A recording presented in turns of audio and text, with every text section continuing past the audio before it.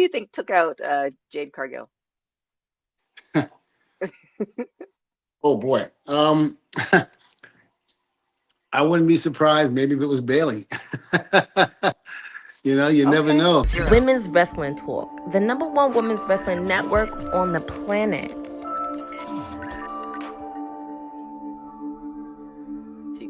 Bonjour. You're watching Women's Wrestling Talk, the number one women's wrestling show on the planet. My name is TK Trinidad, and today we have an amazing show and, of course, nothing but amazing guests. He is one half of the best tag team ever, TNA Tag Team Champion, 18-time WWE Tag Team Champion, ECW Tag Team Champion, WWE Hall of Famer. Please welcome Devon Dudley. How are you doing? I'm doing good. How are you? I am fantastic. So I have a Good. very, very important question for you. What is the best part about being a girl dad? About being a girl. Dad. Well, I got two girls. Mm-hmm. And, I've had five boys to start with. I got seven kids altogether. A Mm-hmm. lot, right? But people don't understand is when I tell them that number, they say, "Oh my God!" But I'm like, I had all my kids when I was young, so I had the last three now.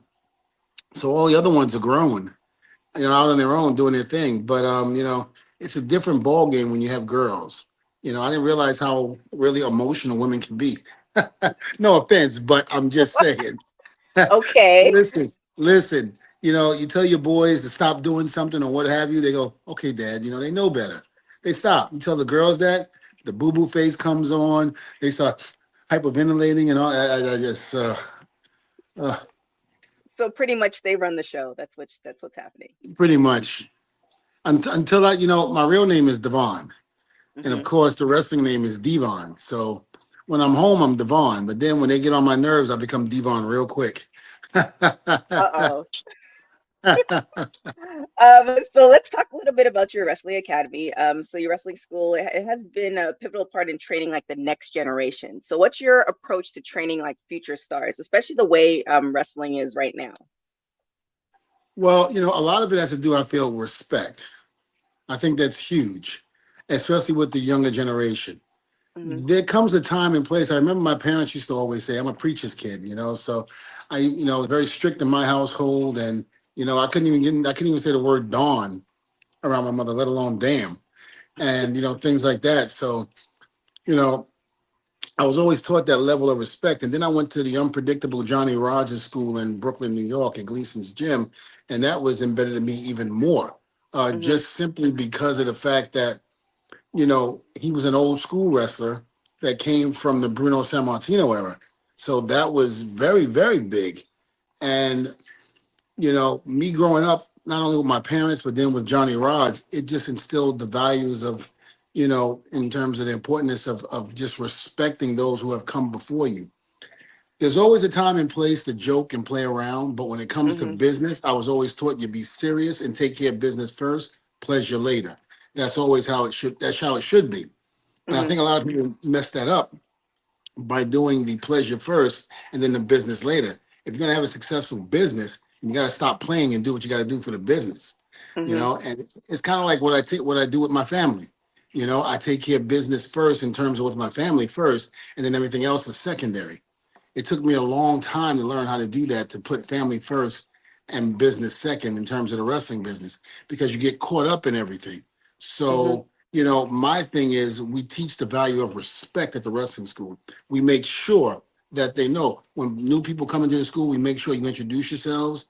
You give them like a fist bump, just say hello, okay, and just make sure you properly introduce yourself so they're not going around guessing who's what. Between that and then doing the fundamentals of pro wrestling, learning how to chain wrestle, Mm-hmm. learning from, do number one, get your body in shape. We do what we call ME training, which is cardiovascular and all of that put together. So we handle that first.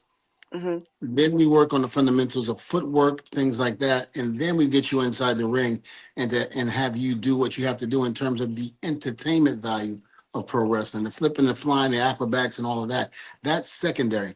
But you need the respect first. That's number one. And you need the fundamentals of the footwork and things like that. Chain wrestling, very, very important.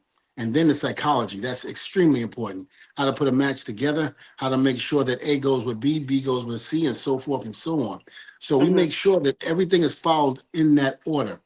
Because in order for you to have a successful student, you have to be able to have those things in order. And so, like with everything that's going in now, especially with WWE and kind of a lot of athletes coming from like college and stuff like that, what would be your like advice? Because it's still the holy grail as far as wrestlers. Like, where do you want to go, WWE? So what do you think one WWE is looking for, and then what's your advice to people who want to become a WWE wrestler superstar? Well, again, they're looking for pure athletes. That's what they want. They want athletes. And, forgive me for anybody who might be taking this the wrong way when I say this, but this is the truth. They're not looking for the average Joe Schmo on the street. Pro wrestlers have always been somebody that was bigger than life. It was somebody that, when we looked at it on TV, we didn't say, oh, we could do it, because now everybody and their mother thinks they can do it. Mm, And they find out real quick when they come to a reputable wrestling school that they can't, because it's not as easy as they thought it was.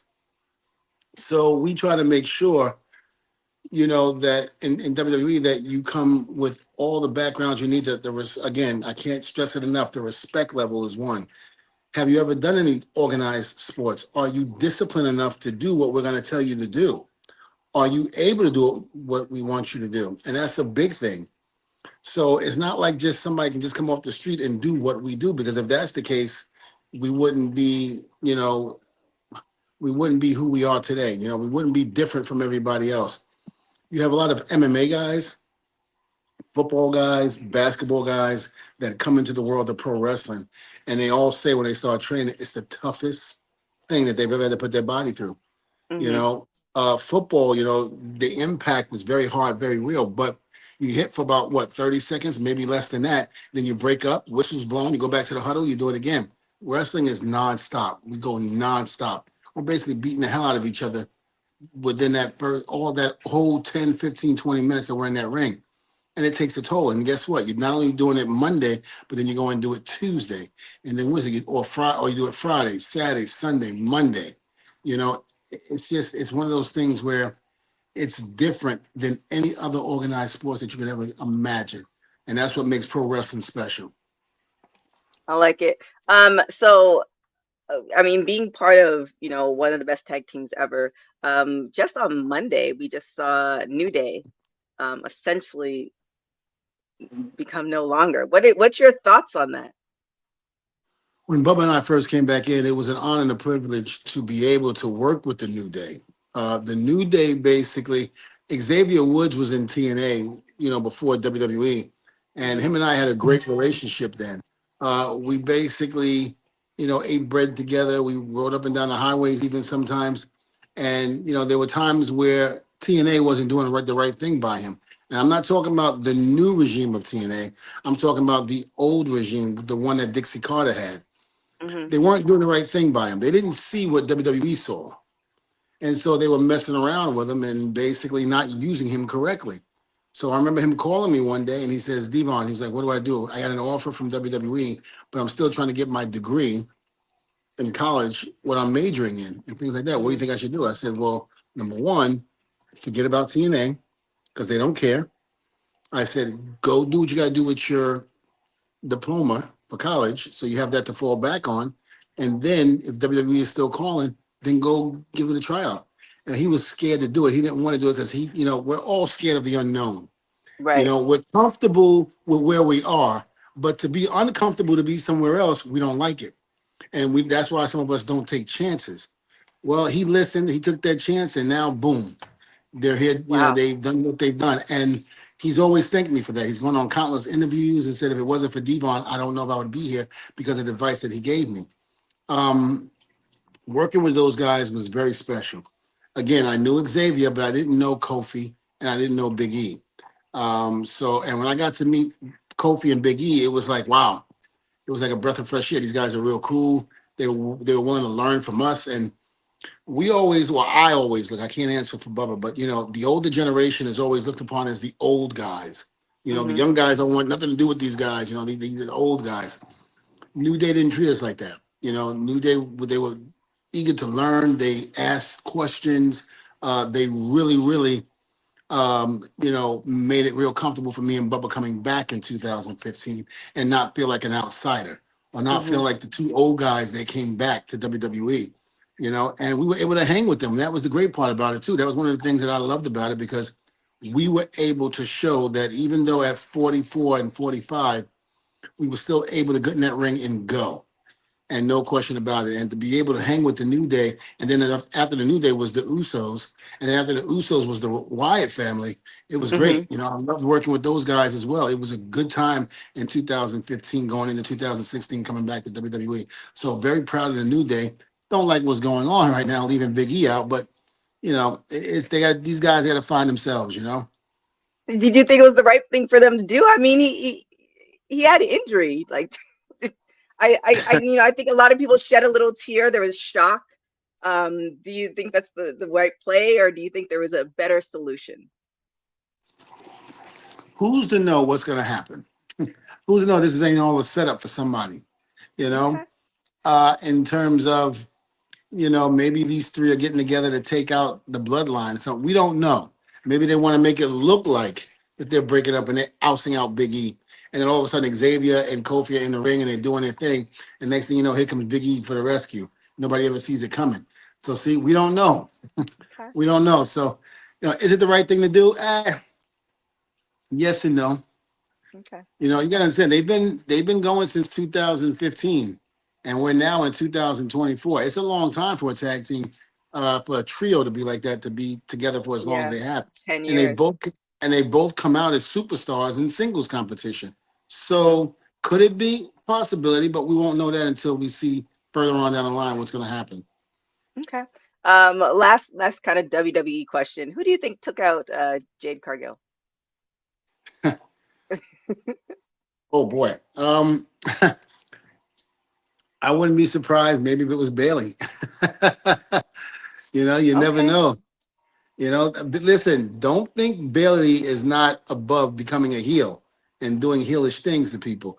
We've all Okay. seen it in the past. We've all seen things in the past where Bailey has come out mean and vicious. So who's to say that she didn't want to try to get that spot? We'll see what happens. Again, storyline, time will tell, and we'll have to go from there. Okay. All right. I like it. Another WWE question, but very much pertaining to you. So Jessica Carr. So as a trainer and mentor for Jessica Carr, who's now breaking ground as a WWE referee, what is your most proud moment about her journey? The most proud moment I have to say with her is number one, making it to the roster the way she did. She came in as a wrestler. Things didn't work out too well in terms of she wasn't bad. It was just it wasn't what they were looking for. And with that being said, she turned it around. Instead of quitting and packing her bags and going home, she said, "What else can I do?" They offered her a referee's position, and she took it and ran with it. And now she is probably one of the greatest female referees of all time. Still she has a lot of time under her belt to be able to show that, but she's doing phenomenal now. Very proud of her. Very happy that she decided to stick with it and not quit. And not to mention, a wrestler's career maybe 7 to 10 years, 12 years tops, maybe, and that's for If you're some lucky. if Hmm. you're lucky. Um, so now Jessica is a referee, so that can add another 30, 40 years to her career. I mean, hell, even Dave Hebner being 122 years old, still refereeing. Love you, Dave. I mean, not Dave. I'm sorry. Oh my goodness. All right. So there's a couple other wrestlers that you kind of had impacts with. This is women's wrestling talk, so we definitely have to talk about the female wrestlers. So you work with talents like such as Lacey Evans, Mercedes, Monet, Alexa Bliss. So can you share any special memories or lessons from those relationships that you've taught them? Yeah, sure. Oh, by the way, and it wasn't Dave Hebner, it was Earl Hebner. Just want to get that straight. Unfortunately, rest in peace, Dave passed away. So I just want to get that straight. Some people will listen to the show and be like, Devon, it asshole, it was Earl, not Dave. So I had to make Got that you. clear. Correction, folks. So correction. So I think one of the greatest thing is I still call her Mercedes. She'll always be Mercedes to me. Hmm. Um, WrestleMania 18, when I came back to WWE, I didn't realize how much of a liking she took to me, and I was very surprised. And she started calling me dad. And from that point on, she was calling me dad. I was calling her my daughter. We would tell people that, that was my daughter and this and that, blah, blah, blah. Are we really, is that really my daughter? No, but, we were fond of each other so much. And that's what we told people. WrestleMania 18, when, I'm sorry, not WrestleMania, when I got inducted into the Hall of Fame in 2018. I Hmm. forget what year that was, but I had met her mom for the first time. And her mom pulled me aside and said, "Thank you so much." And I said, "For what?" She was like, "For taking my daughter and putting her underneath your wing.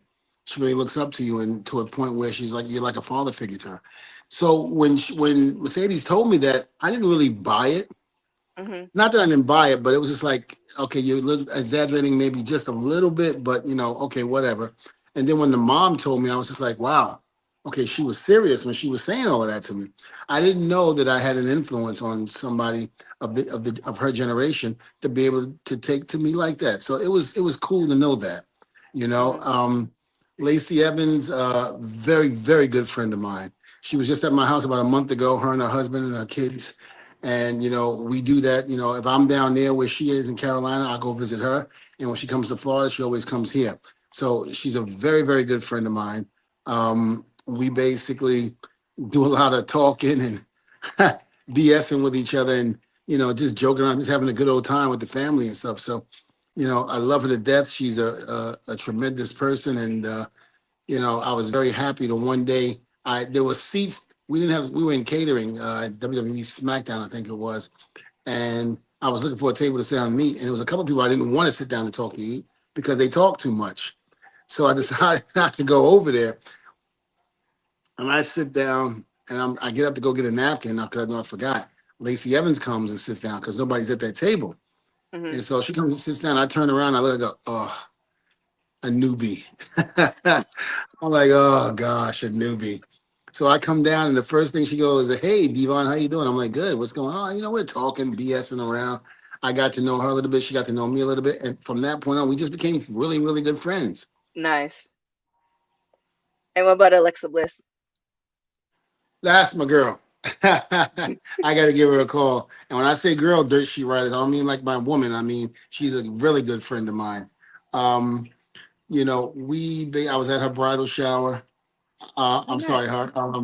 Yes, in a bridal shower and everything. Love Ryan, her husband.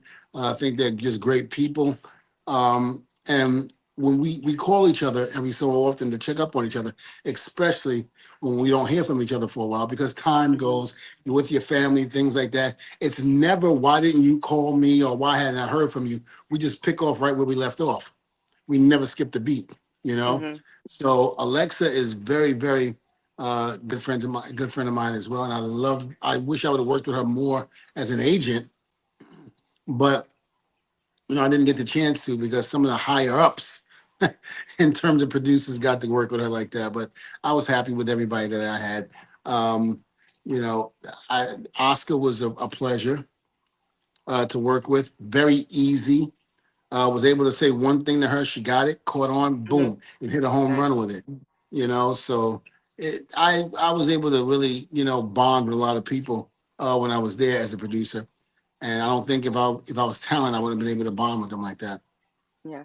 So circling back to Mercedes Monet, so you had a really great relationship with her. You said that she called you dad. With what she's doing in AEW, and I've seen a couple other interviews, and you've said that you don't necessarily get to see a lot of wrestling. Watching wrestling is like a full-time job now. There's just so much all the Mhm. time. But have you been seeing what she's been doing on AEW, and what do you think of it if you have? Well, I have caught some things, not all, because again, I don't have the time. With my 9,000 kids, you know, I got to give them that time. But no, but the stuff that I saw, I like. I like the fact that she feels comfortable in doing what she did. When she was in WWE, it felt like she felt like she was being held back, and you could see on her face and her reaction that she didn't feel so comfortable, in terms of being in the WWE at the time, where she was able Hmm. to let her creative juices flow. Now she's able to do that, and I think she's doing a tremendous job. So my hat goes off to her, and I love her to death. Do you think there'll be a time that we will see Mercedes, aka Sasha Banks, back in WWE? There's a strong possibility. Never say never to anybody. You know, never say never to anybody. Um, I feel that, you know, people will leave, people will come back for whatever reason that they leave. It's just your time, you Hmm. know. God, and I'm again coming from a preacher's kid, I'm a very biblical person when I say this. God puts you where he needs you to be at a certain time. And he also removes you from that place at a certain time. And sometimes he causes grief and agony because he knows that if he was to be nice about it and tell you to leave, number one, you wouldn't get the message, Hmm. you know, and number two, you wouldn't go anywhere because you're in that comfort zone. But if you're forced to get out of it, then you got no other choice. And then you move on to something else, and then you see that the grass not necessarily always green on the other side, but it can become green on the other side. It depends on what you do to make that happen. And so, I mean, you've seen essentially almost the evolution of women's wrestling from, when you're a wrestler to you being an agent backstage. What are the challenges that you see for female wrestlers, kind of from the time you were wrestling to now, like the differences? One of the things that I like about today's women, being a woman in today's wrestling, is the fact that they're not used as sex objects, Hmm. you know. And if you look at the Attitude Era, that's all it was a lot of women being used as sex objects, and it wasn't right. But that's what WWE did, and that was at the time. That's what it was called for. But now these women are getting respect. They're main eventing WrestleMania. They're main eventing Monday Night Raw. I mean, you can't get any bigger than that, especially, main eventing WrestleMania. Come on. That's usually run by men, not Hmm. women. And for that to happen, that's tremendous. And I mean, let's talk about WrestleMania. I know I don't want to pepper you too much with WWE questions, but the Bloodline. What do you think of this whole saga, and where do you think it will end, or do you think it will end? I'll be honest with you, we're so like the microwave generation now, where we want things quick and fast. Let Hmm. that storyline play from A to B to C to D all the way to Z. Take your time with it. No reason to rush. Where you going? Get those creative juices flowing so that way you can keep the storyline interesting and move forward with it, as opposed to stopping it because you ran out of ideas or something like that. The people's mentality nowadays in wrestling is very, very short. Hmm. Where before the internet, before all of that, we had to wait anyway. So it wasn't like, we had the heads up on, we can go on the dirt sheet and find out. We had to really wait To watch it, and yeah. to watch it. And so I feel like that is something that, has changed over the years, and I'm happy for it. It's just really a good time to be in pro wrestling right now. It really is. It definitely is. Another thing is a good time to listen to different podcasts. So Devon and the Duke. So that show's on the Duke Loves Wrestling Network. So what inspired you to kind of start this podcast, and what can people, if they haven't listened to it yet, what can people expect to hear? Well, it started. I was talking with Duke, and I was introduced by a mutual friend, and we did the interview, and it went great. He loved it. He said it was great, great reviews and everything. And then there was something else that I wanted to get off my chest. So I said, let me get in touch with Duke. And I called him and got off my chest. And he was like, fantastic job. I love it. He's like, man, we should even like think about getting you your own show. Maybe you and I could do it. And Hmm. I was like, I don't know about that. He was like, I think it'd be great in this and that. So I was like, you know what? Okay. So, you know, that was done. And it was kind of like a breath of fresh air because I had a podcast prior to this, which was called Table Talk Hmm. with Mo, Lindsay, and Devon. So it was kind of cool to get my feet wet in that aspect, but I was itching to get back in. And so, how often? Like, what's the timeline? Is it weekly, or when does it drop? Um, it's when you say when does it drop, what do you mean? Like, how often can people listen to it? Do you guys have new episodes every week, or Oh, I'm is sorry. Yes, yeah? yes. We have new episodes every week, and we like to talk about anything, not just pro wrestling, but we try to make it a lot of pro wrestling, but we like to go outside of the box as well. Hmm. whether it be the presidential debate, things like that. Listen, I know that's a That was subject that you don't want to do. That's a little bit too rough.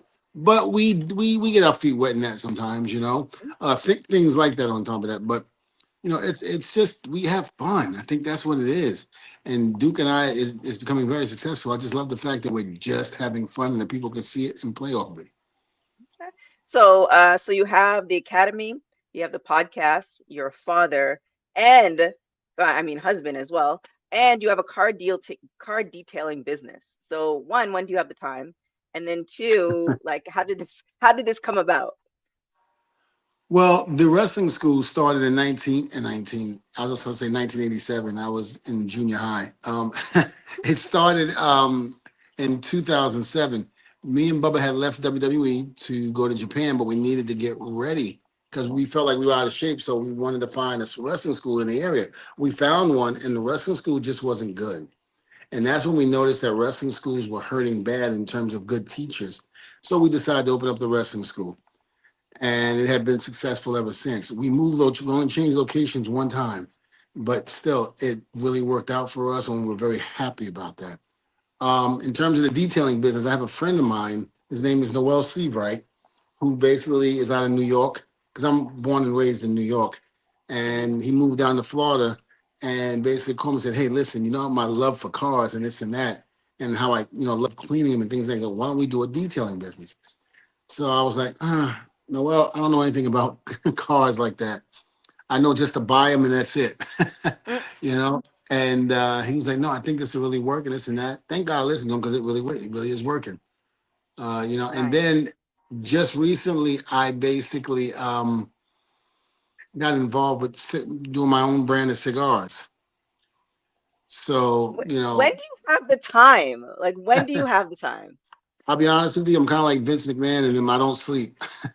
Oh, If you look at my eyes, they're always bloodshot red because I don't get enough sleep. yeah, I most just successful constantly people go. don't. Yeah, I really don't sleep and I love it. I love it. I wouldn't change it for the world. Listen, there's some days where I will take a day off and I'm Hmm. bored as hell. I need to be on my phone. I need to be checking. I'm checking everything there is to check. I'm just bored because if I'm not working and doing what I have to do, I don't feel I'm accomplishing Oh, there you are. You cut out for a second. Um, so for the cigar, so the cigar business, so how did that come about? I was basically I frequent a cigar bar in Florida here Hmm. and got to know the owners very well. They invited me to a signing with Dave Ortiz from the Boston Red Sox. They call him Big Papi. Hmm. And we basically got to talking one day, and he said something about having my own cigar. And I was like, I don't know about that. He's like, no, think about it. You get your own flavor cigar and everything that you like about it.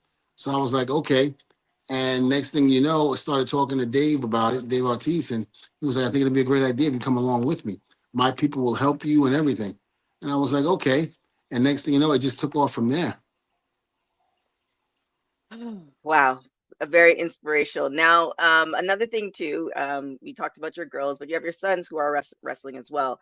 One, it's kind of hard. I saw an interview where you said that you kind of spoke to The Rock, and The Rock kind of almost kind of gave you the okay to give your sons the okay to start wrestling. It's kind of hard for as kids to take advice from their parents, but you're a Hall of Famer. So do they ask you questions, or what advice have you given them? No, they do. And they do ask me questions, but I tell them they got to be patient. They had a little stint in AEW and it didn't really go well for them there. Hmm. I didn't like their little stint there either. I didn't think they were being used correctly or used at all. Just like so many other talent in that company Hmm. that's not being used and correctly. But I just wanted them to get out. I wanted them to go to NXT, try to get their feet wet there, and that's what we're doing right now with them. So it's one of those things where I was happy that they were able to leave that part of their life and their wrestling career and go start a new chapter. Hmm. They're doing very, very well. They're on the indies a lot. They are going overseas. They're doing so much. So I'm very proud of them. And every once in a while, they like to bring the old man along with them. What's that experience like? I mean, you just, not it's not too often that parents get to see their kids essentially do what they did. So Right. what is that like, at least actually witnessing it? Like what's the emotion like? It's overwhelming, especially when you're in there and you see your kid in there and the kids in there, they're doing their thing. Terrence and Terrell, my sons, they are just doing tremendous. And I tell people all the time, they're a lot better than me and Bubba were, I feel. And I think they're natural athletes. Hmm. Um, and they're having fun doing it. That's the thing. They're having a lot of fun. So I'm very proud of them. And, I hope they can become as big a stars than me and Bubba were. And now speaking of Bubba, we had talked about like tag teams, and I've had these conversations all the times. Like I'm always kind of talking about like legitimate tag teams. Like sometimes it frustrates me when you see kind of people they slap two people together, that they're not friends, like, they may start hanging out eventually, but you already know that they're going to break up. So one, can you speak to the longevity of you guys being tag teams? And then two, what do you think like is needed for tag teams like these days? Because it just seems like sometimes it's just an afterthought. Like, oh yeah, we have tag teams, and then they don't have enough people to fill those tag team spots. Well, I definitely think you got to get along. That's most important. Hmm. Some tag teams don't get along and they don't last because of that. I think you definitely got to get along. I think you have to have some type of camaraderie with each other, and you have to be able to also be on the same page. Because if you're on different pages, it'll never work. Hmm. Whatever one is lacking in, the other one has to pick up, and vice versa. So I think that's huge when it comes to stuff like that. And it's hard to see today's tag teams, even do just that, get Hmm. along or try to be on the same page because one wants to be a WWE superstar and the other wants to be a tag team champion. And then every once in a while it flippers and the other one wants to be a tag team champion and the other one wants to be a WWE superstar. So it all depends on the individual. And again, I just feel that the way tag teams are today, they have to really, really step it up if they ever want to compete from my era. Yeah, yeah. I mean, I think almost, correct me if I'm wrong, like, with the New Day, and the New Day is still together technically, but Right. it's 10 years. That was 10 years. Like, I can't, I mean, you have Usos, but they kind of broke up, but they're brothers, so it's a little bit different. But yeah, it's just that kind of, I think I went on a tangent the other day talking about it's just kind of like the era of, legitimate tag teams. They come out with they have tag team music. They kind of Mhm. look similar, stuff like that. It's just it kind of frustrates me when they, it's just clearly not, it didn't seem like there was any thought involved in it. But Well, with that. and sometimes that happens. I know that Mhm. happened a lot in the Vince McMahon era where they would just take two guys they weren't using, but they were still under contract and then stick them together. We're gonna get what we can out of them, so stick them together and make them a tag team. Yeah, it's not memorable, but No, but so you were behind the scenes as far as WWE for 8 years. What is kind of like one or two things that people may not know as far as how the industry operates? Like for me, I always wish I could be a fly on the wall as far as in the writer's room. Like what's going on? Like how did we get to this point? What's on television? So is there something that you can let us know that like, hey, you guys might not know, but this is how it rolls? I think a lot of people get frustrated, and they're looking for that answer. It's I don't know. It's a very hard thing to say. I mean, it really is. It's just one of those things where you just got to pray and hope for the best. In terms of your career. That's the only thing you can do nowadays because Hmm. this is not what it used to be back in the 80s and 90s. In the early millennium, wrestling has changed, and a lot of people don't see that. So now, you have these shows, that will showcase how to do the things that we do in the ring, which, in my opinion, should have never been done.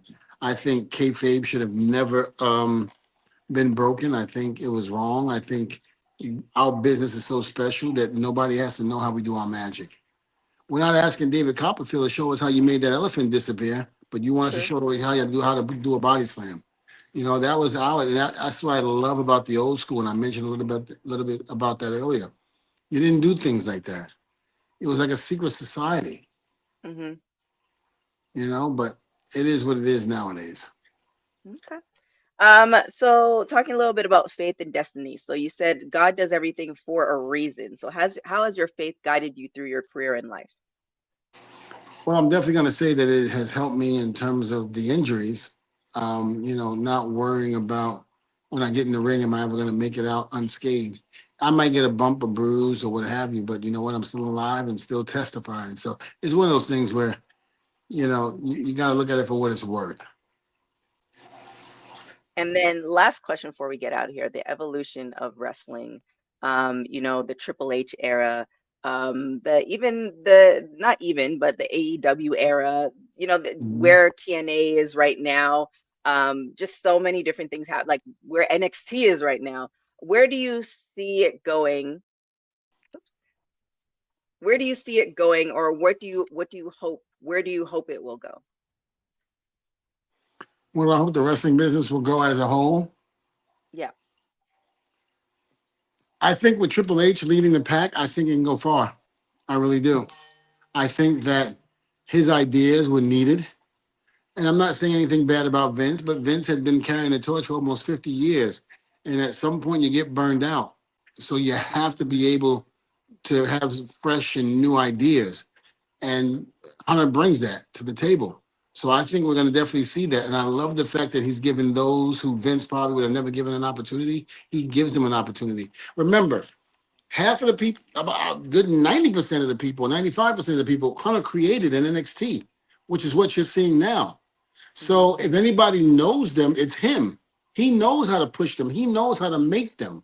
So it's all up to the individual at that point once they go from NXT to the main roster. Once you get that chance from Hunter, you got to run with it. So I think as long as Hunter continues to do what he does, the future is very bright for the WWE. There it is. And with that being said, where can everybody find you? Are there any other businesses that people can tap into? Any other children that you want people to invest into? Just let us know all the information. Yeah, so you can tell a lot of my stuff is done on Instagram. So it's Testify Devon on Instagram. And I'm also on Twitter as well. My Facebook is private with just family and friends because I have photos of the kids when they were younger, family activities that I don't want leaked out. So I keep my Facebook private. But the Twitter and the Instagram both are Testify Devon. And of course, on Devon Dudley Academy, a professional wrestling, our wrestling school, which on Instagram is DDA. I tell people all the time, if you're really serious about taking your wrestling career to the next level, then give us a call and we'll be able to get you to that next level. We're 3 minutes away from the performance center and we're making them, shipping them out, taking them, shipping them out. Boom, there it is. Well, thank you so much, Devon, for joining. I appreciate it. I look forward to all the businesses and all the things that you're doing, and especially your insights. They're very interesting. Thank Appreciate you. it. Thank you. I And appreciate my that. No problem. Thanks, guys, for watching. My name is TK Trinidad. You can follow us on everything at Women's Wrestling Talk at www.talkpod.com. You can follow me on everything at TK Trinidad. Till next time, guys, thanks for watching Women's Wrestling Talk, the #1 women's wrestling show on the planet. Ciao for now. Bye-bye. Thanks for joining WWT. Don't forget to like us on all social media platforms at WW Talk Pod. Like and subscribe on all video and audio platforms, like yesterday, my G. And check out our website at www.talkpod.com. Thanks for watching Women's Wrestling Talk, the #1 women's wrestling network on the planet.